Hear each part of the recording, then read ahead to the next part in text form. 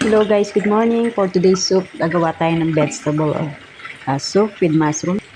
So pag vegetable soup, kailangan po natin ng blender. It's very easy guys. Magigisa lang tayo ng bawang, sibuyas. Patunayan natin yung mushroom syempre para magisa yung mushroom. Importante guys, pag nagigisa kayo, kailangan golden brown yung ating bawang. So yun yung nagbibigay ng aroma sa ating pagkain, lalo-lalo na sa soup guys.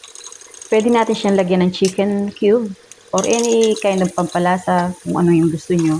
Gusto magkaroon siya ng lasa kasi vegetable to, walang manok, walang meat, diba?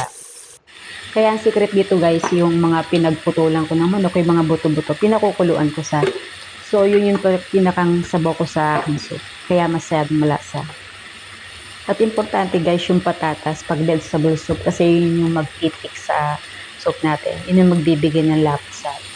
So ayan yung chicken broth. And then we add pepper, yung pino sana para mas maganda. Thank you for watching.